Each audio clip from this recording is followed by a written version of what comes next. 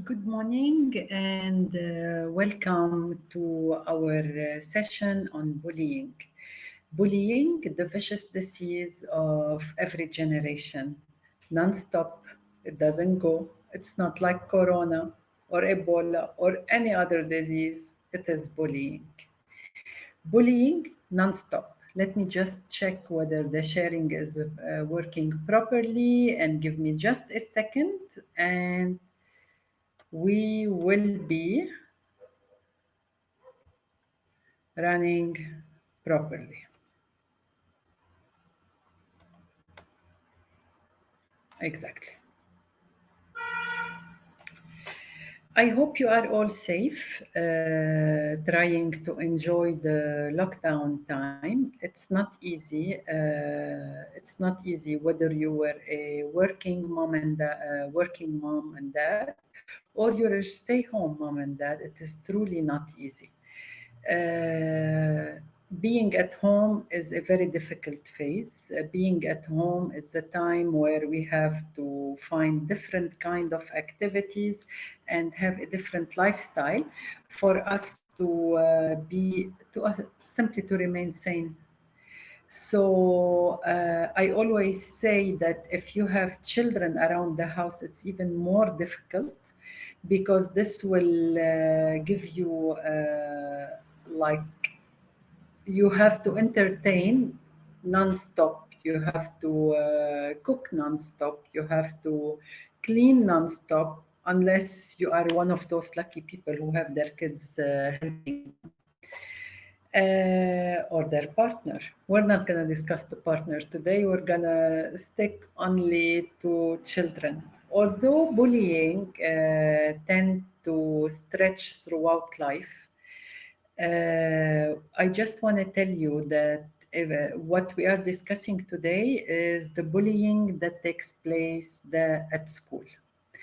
Bullying, when I used to be at a school and I used to work in a school and I witnessed the growth in children.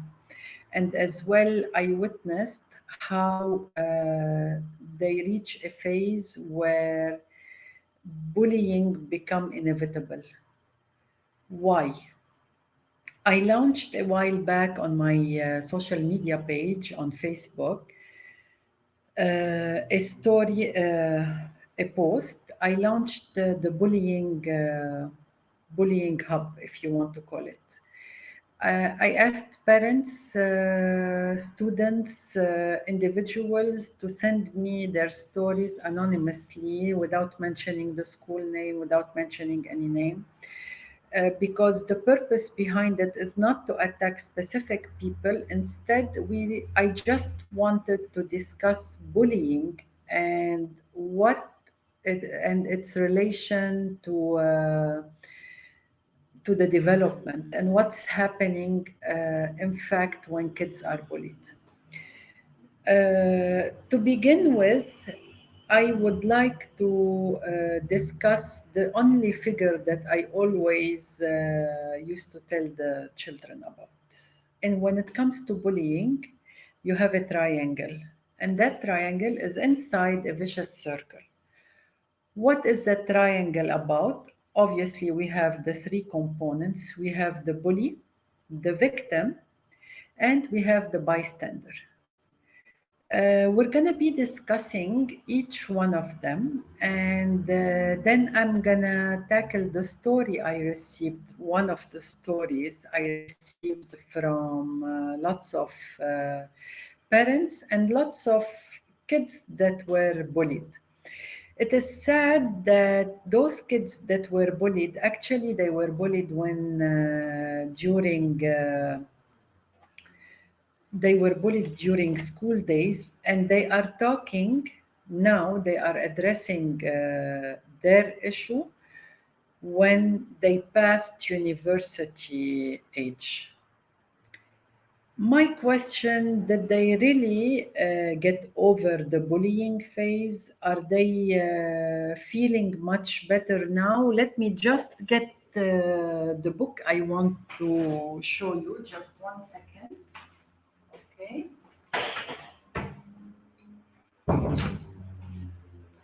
This is a book eventually that we're going to be discussing. One of the girls that really I would like to discuss her letter is a 12 years old. This when she was 12 years old, and the story is about her mom who like woke her up in the morning to go to school, and she saw tears underneath the fringe. The mom was extremely furious. The mom just wanted to get to know who is hurting her child and why. She directly knew that this was not a heartbroken story. She directly knew that this story was a story of bullying. Why we're gonna get to that? There is a specific point I would like to say and mention.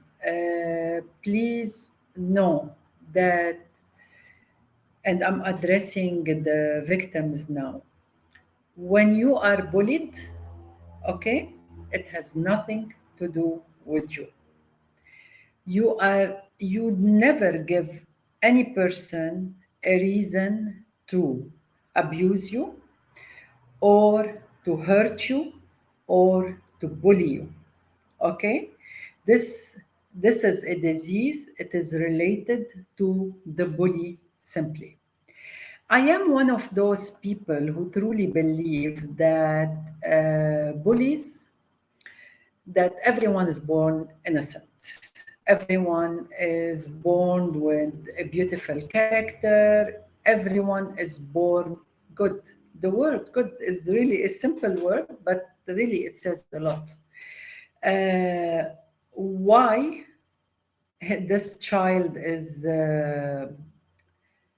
bullying others? Can you imagine? Did you ever wonder this?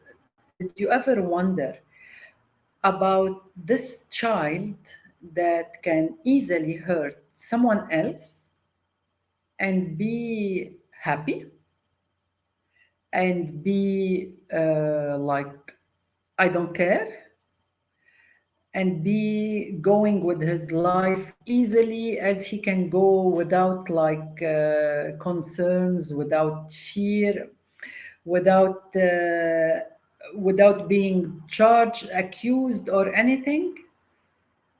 In what state of mind is that person, the person that can hurt other people and then move on with his life normally?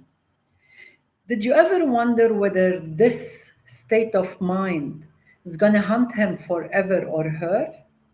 Well, to me, this is, I always believe that. But the if we want to go back to the girl that was bullied, the 12-year-old that I received her story, okay, at a specific point, while I was reading her story, I closed my eyes and imagined her, okay? I couldn't see a physical part. I saw a hurt soul. I saw someone who was really bleeding on the inside and wishing someone would see him or her.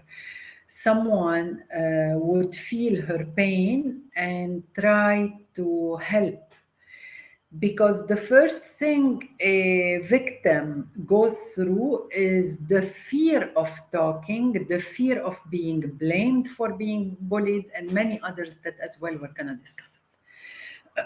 Let's go back to the bully.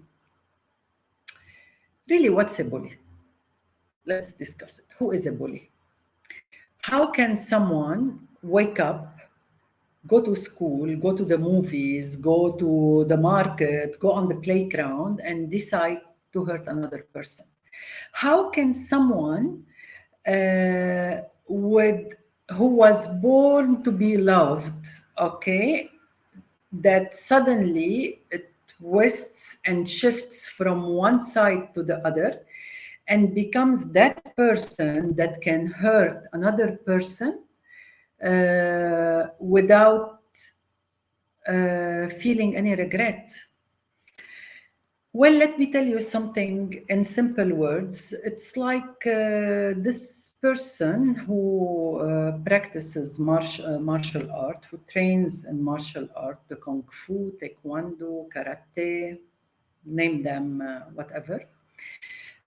They learn first and foremost the martial art characteristics is self-defense. It's to seize fight, it's etc. But when, if you think about it, when is it that this person who was trained to play martial art, when would this person gain self-esteem? It's the first time he hits someone else and and when he proves that he is strong and capable. And exactly this is the bully. Okay, I'm not saying that the bully is trained to hurt. No, I'm saying the bully is someone who's living in fear, who's living in low self-esteem, who's living in pain, who's living in hurt, and this person suddenly tries to attack other people to get his pain going. They create a bridge between them and the other person to hurt them. And this is basically how a person moves from being on the humane side to the hurtful, the bully side. What happens to this child that was so sweet and born innocently? What happens to him? What happened to him in the past to become a bully? What happened to him to have this strength inside him to hurt other people without feeling any regrets? Well, let me tell you something. No child would normally move from being a good person, and I'm going to use the simple term of good because good means a lot. We use it often, but it is a word that means a lot. We have this child that was born good and that was a good person until he or she, until they started feeling change, until they, in their community. It doesn't mean at home. It could be in their surrounding. It could be in their family. It could be in the friends around them. When this child started feeling isolated, when this child probably was neglected, when this child probably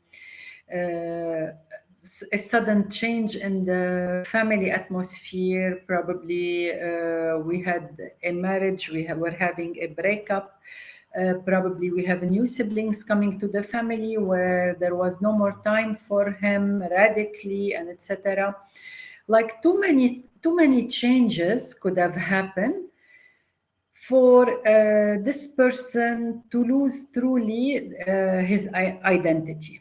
Once this person starts feeling isolated, start feeling the change, etc., he's gonna start getting his emotions out. He's gonna start speaking up.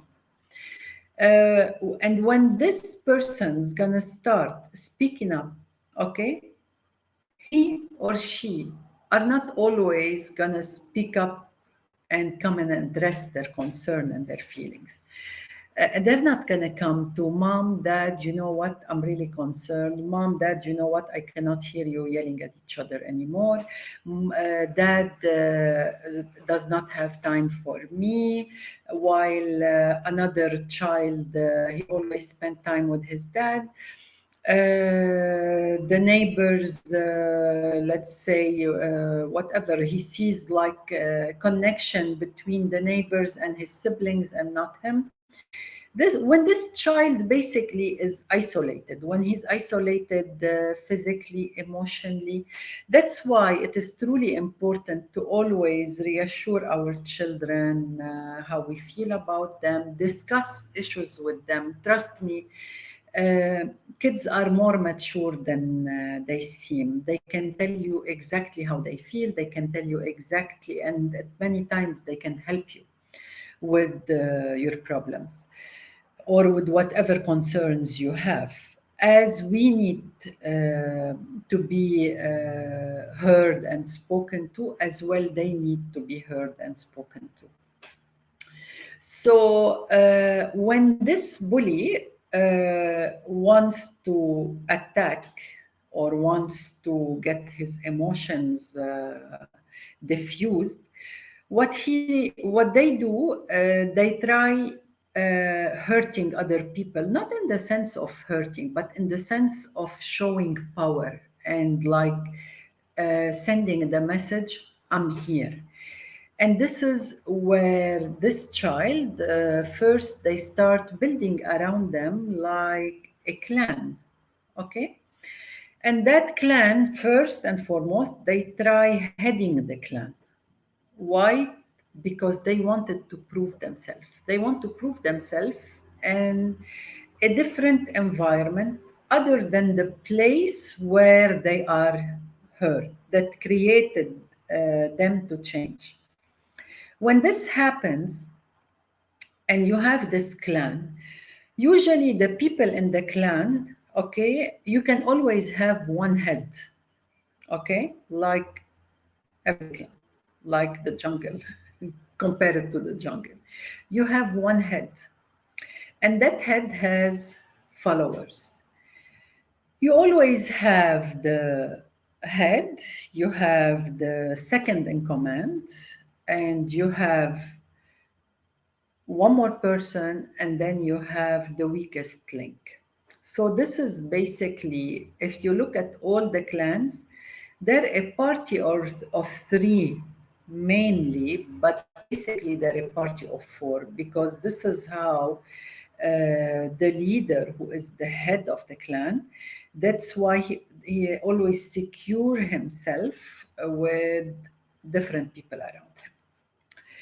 Moving from the bully, so we don't talk a lot, to the victim. The poor victim, the girl, I received her letter and I'm discussing it, where her mom woke up and saw tears behind her fringe, and where the mom was really concerned about what should I do? What should I do as a parent? Please tell me. If I see my 12-year-old child in pain, okay, the minimum, every parent, okay, I am gonna do something drastic. I cannot see my child in pain. I want to save my child. I'm gonna do. The first thing a parent should do is stop and think. Okay? The first thing with a victim is we need to get the victim to speak, and this is extremely important. We need to get the victim to speak. We need to get the victim to discuss what's happening with her or him. We need to get the victim to acknowledge the fact that nothing is wrong with them, okay, that they were attacked by a person and that person has a problem. We need for the victim for the victim's morale, we need to boost their morale again. We need them to know that there is nothing wrong with them, and under no circumstances no one ever has the right to hurt them. Okay, this is an extremely important point. This child who's 12 years old, child, okay, this lady who is reporting her story of when she was 12 years old. Let's call her, what do we call her? Jenna. Okay. Jenna just moved to this school with her parents, and Jenna was a very simple child. She was coming from the suburb to a different school that is in the city. Jenna is a very well-raised child. She's very respectful and respectable, and Jenna likes everyone. She's very sociable. She's very sweet. She's athletic. She's like any other child, okay? Because usually that's how children should be. When Jenna moved to this school, okay, at the beginning she tried to be very sociable, and you know, like when you are a new kid on the block, the first thing you have is you have concerns about what's gonna happen to you. Are you gonna have friends? What's going to happen with how are people going to react to you? Are they going to enjoy having you among them? Are you going to fit in? Are you going to have new friends? So that was Rena's concern. Hello. So that was truly Rena's concern, and she tried really to. She tried her best not to hurt anyone. She tried her best. Just opening the chat window in case anyone has any question. So Jenna, being the concerned child, new kid on the block, reached that school. She was introduced by her teacher to the group.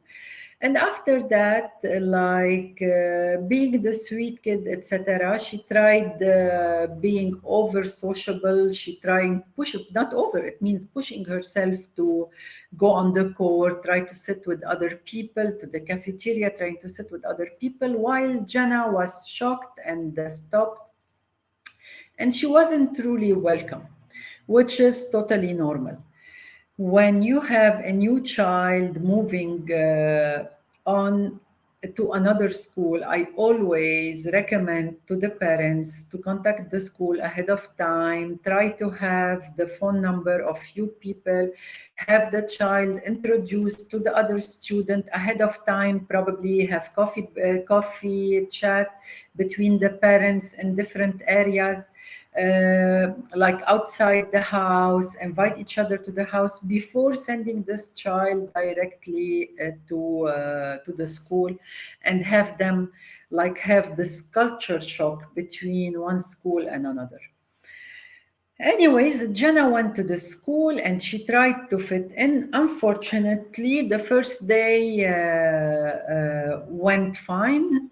Okay, this is not the unfortunate part. She came back home. She didn't have any friends. And this continued for the whole week. As Rena said in her statement, school to me was my biggest challenge, and that was really a good statement to be said by a 12-year-old. And she said, not now that I'm over 20, I'm saying it, but truly fitting in was my challenge. So Jenna kept on going to school the full week, and she started going early for her not to have the late coming into class when the class has started. So she tried to avoid every conflict with her classmates, while in the same time trying to remain normal and whatever. So as Jenna started going to class one day after the other, after the other, after the other, by the end of the first week, as Jenna was going to the bathroom, she went to the bathroom. As she went there, she felt there was someone in the school bathroom. She tried to open the door, and she saw feet standing in front of the door, and she was scared to open the door, yet she decided to overcome her fear and open the door. So Jenna opened the door and stepped out. As she stepped out, she saw someone just standing like exactly 10 centimeters from the door of her bathroom. That made her heart really pumping so fast, but she wouldn't show anyone her fear. So Jenna kept on going, and she finished, washed her hand, said hi, and went to her class. When she went to class, she was shocked to know that this student she saw was not from her class, but it was from a different division. Anyways, the cafeteria time came and she went to the cafeteria. As she went to the cafeteria, she noticed that this person was sitting on a table with children, with students from her own class. She tried to just pick a little smile that wasn't really welcome by the students. So she just turned around, picked up her tray, and went to another table. As Jenna says, food, I was trying to push the food down my throat to my stomach without feeling I was eating rocks, because I was really scared, because especially when I saw that this lady that stood by my door was in another class older than I am, and she was sitting with people from my class. As Jenna is explaining to us that this situation was really scary for her, simply because she knew that what happened to her in the bathroom was something planned by this student who is and in coordination with students from her class. My question to you, why didn't the student from her class act alone? Okay. My question to you is, what do you think is happening to Jenna? I'm going to ask the question again. How do you think a 12-year-old, a sweet 12-year-old girl, okay, who we named her Jenna, is capable of coping with a situation that is truly stronger and bigger than her? Jenna really did not take this too serious. She just swallowed her pain and her pride and went home.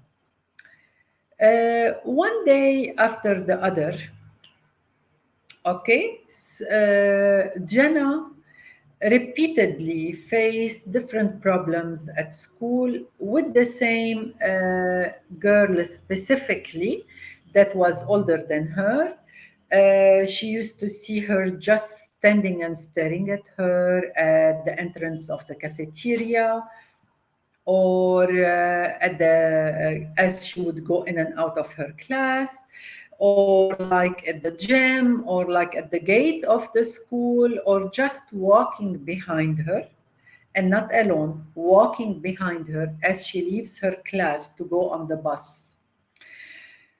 Here as well, you feel that the development and the bullying, the symptoms, okay? So far, there has been no direct contact between the bully and the victim, but there has been abuse, emotional abuse, and fear that this child, Jenna, was living. I repeat that Jana is a name we gave to this child who is today above 20 and who just decided to discuss the bullying case. Moving forward, let me tell you what's happening. At this phase, Jenna one day was started fearing going to school because one day, as she states here, we had a gym class and I went to the gym. We were supposed to wear the school uniform, and as I was at that time of the month, I couldn't wear my shorts, so I wore a jogging suit. Accidentally, the teacher asked me, who was very sweet, the teacher asked me, "Why are you wearing your jogging pants while I asked everyone to wear their shorts?" And here I blushed, and everyone started laughing. So that accidental question that took place by the coach, by the PE coach, started the outbreak, so to say, since when in COVID-19 phase, and we're using that term a lot, uh, caused the outbreak and the closeness between the bully and the victim in a negative way. That was the first direct the first bullying encounter that was in front of others. The teacher, the coach, the PE coach, tried to cut it down, but that's when the bully felt they are powerful enough to make their second approach towards the victim. As I remind you what I said in the beginning, the bully is someone who is in fear of attacking, but it's as the child that is practicing martial art, they will not gain their self-esteem until they make their first attack and stand strong. And this is what happened here with the bully. The first time they attacked Jenna, okay, it was the time they attacked her in front of the PE teacher, who accidentally asked her why wasn't she wearing the shorts. Jenna, I repeat, because I'm sure she's gonna be watching this video later. I told Jenna when we were talking, it is not your fault, my dear, to be like, you are not bullied because you have a problem. You are bullied because somehow you were a victim. You were the right prey, if you want. You were the right situation for the bully to express their anger, then their ferocity. Like the bully truly wanted to attack, because as we go back to the characteristics of bully are not comfortable in their wherever they are, so they find another zone where they want to get their emotions out with total ferocity in order to ensure they show their pain in other people. They see their pain in other people. Okay? And this is what happened. What happens before I want to tell you that at the end I'm going to be discussing, giving an option for how to the diffuse the bullying. Okay? There are many ways to diffuse bullying, but we're going to discuss a very specific way, especially in the case of Jenna. In the case of Jenna, there are other people in the class who tried to be her friend, who tried to tell her, come, let's not sit with them, let's not talk with them. Let's go from the other door to the cafeteria. Let's sit on a table in a different area. Let's sit in the class in a different row. Let's not remain close to those people. Let's avoid them. Avoiding the bully is not the solution. Okay? It is important to face the bully. It is important to speak up And it is important to show the bully that you are strong. It is important to show the bully that you are not afraid of them. It is important to show the bully that you're not going to stop going to the bathroom, or you're not going to stop wearing your jogging pants when you have to, because this is part of growing up. And at times, girls, they go through different phases, the menstrual phases.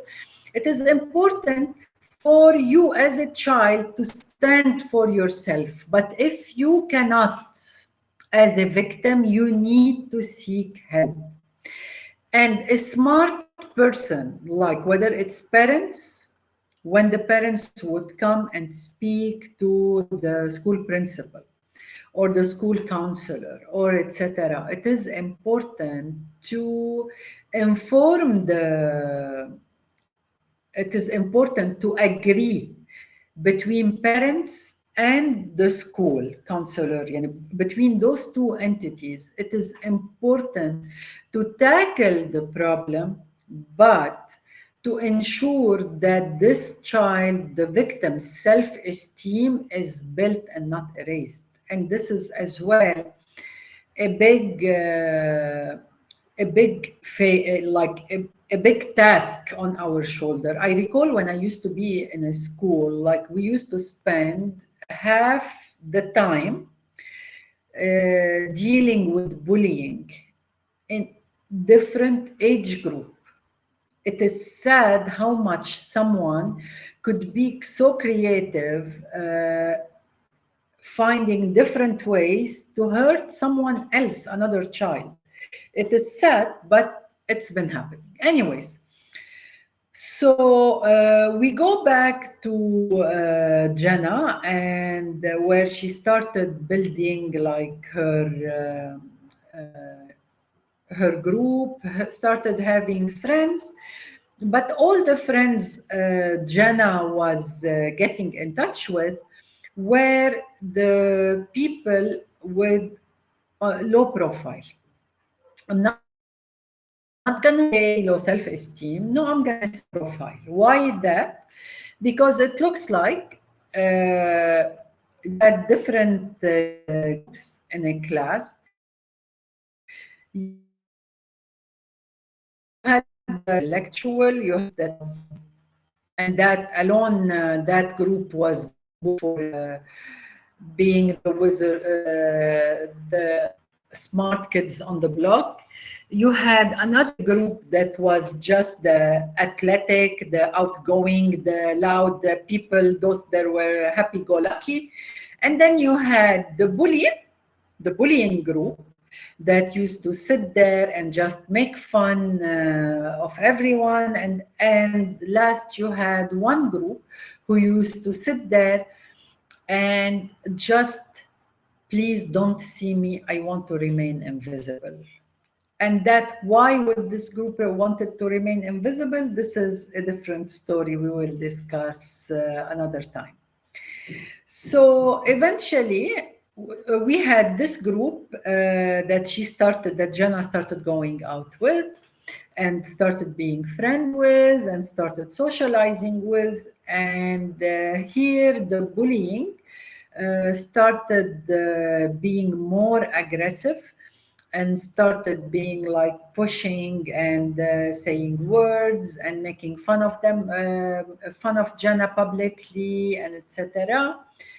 And last, the mom decided to put Jenna on the spot, and she called her into the office of the principal, and she told her in front of the principal about her concern.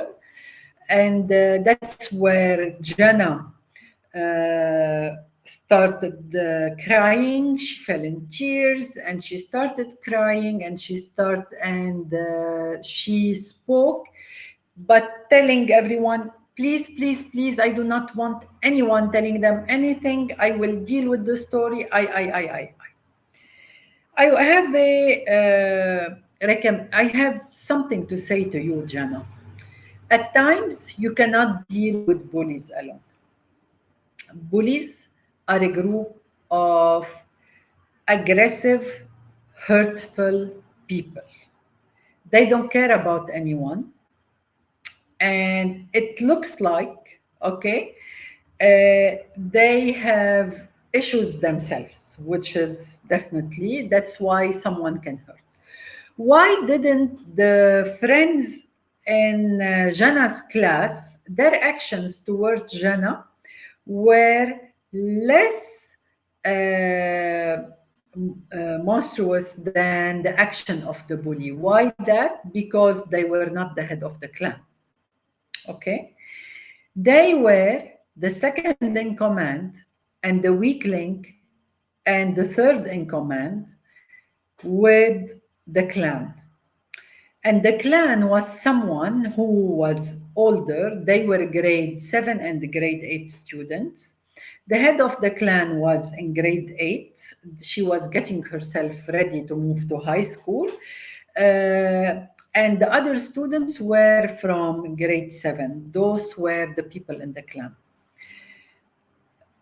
In this case, the principal got involved, everyone, and etc. And they started working on the situation. And I'm going to tell you how they started working on it. But before we move there, there is a very, very important point I want to discuss. I want to discuss a person who is the third in the triangle that is inside the vicious circle of bullying. And that person is the bystander. The bystander is the person that stands there, okay, fearing of getting involved when witnessing bullying. Why that? So that is something I would love to hear from you. Why? Can you tell me why is it that the bystander does not get involved? Can someone answer that question, please? Okay, let me tell you. The bystander is someone who witness bullying silently. They are afraid of the bully. They don't have enough courage to stand by the victim. They don't have enough courage to face the bully. They don't have enough courage to report the incident. And those bystanders, personally, I feel they're people with extremely low self-esteem. And we need to work on them. They need reporting bullying is an international duty. You cannot see bullying and sit still. In the future, as a mom, as a friend in the community, if someone between parents is abused by their partner, there should be a friend who is ready to report it, to stand by the victim. Bystanders do not have room in this world. There is too much pain in this world, and you bystanders need to act, need to stand on your feet, need to feel the strength inside of you and say, I am gonna make the world a different place. I'm gonna give myself a space in this world. I will not allow pain to be caused to another person and me sitting still. There is nothing that's going to happen to you if you speak up the truth. Bystanders, please stand on your feet. Please be strong. Your word can break it or make it. Your word can break the bully and make the victim stand on their feet, because you are not involved in this incident, but you are there to stand for others, to be the voice of others. And this is what's important. Let me tell you something. In the book I wrote, okay, Mommy, I Am a Pacer, the first story is the story of perseverance, and that says friends are special. This is the title of the book. In this book, Abigail, it's this book is a five short stories book about this main character whose name is Abigail. Wants to change the world. If you look at it, okay, it's a co-illustration between the reader, okay, and here we go. It's a co-illustration between the reader and the author.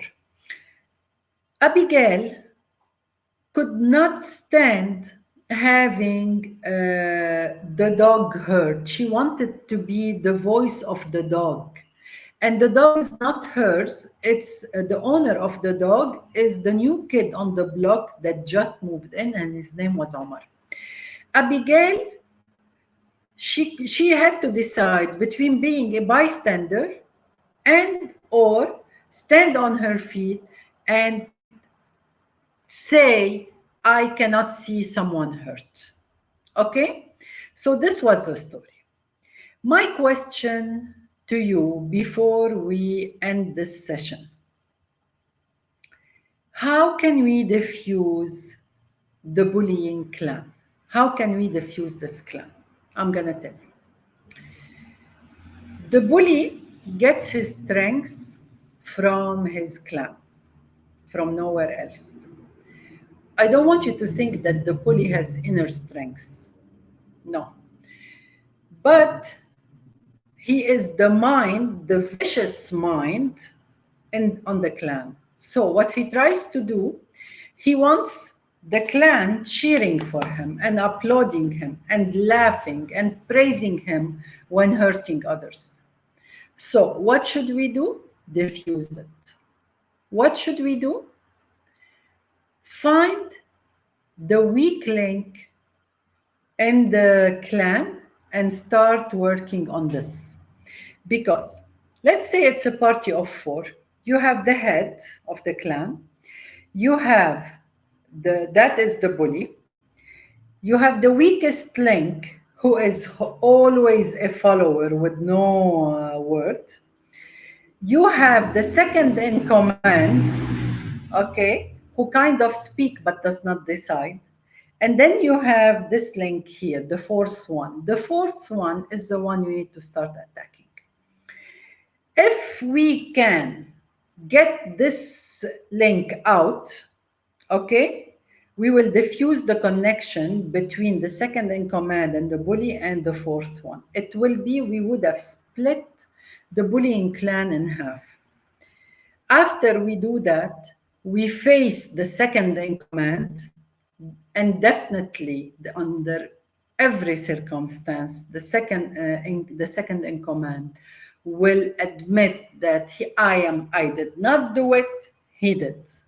Okay, and that's how we start diffusing the bullying. I hope this session was helpful. I truly enjoyed talking to you, and thank you for my audience. I hope we can get your questions, and I'm willing to receive your stories. If you have any story about bullying that you are living now, at work, at home, or at school, okay, I'll be more than happy to receive your story and discuss it anonymously and try to get an end to pain.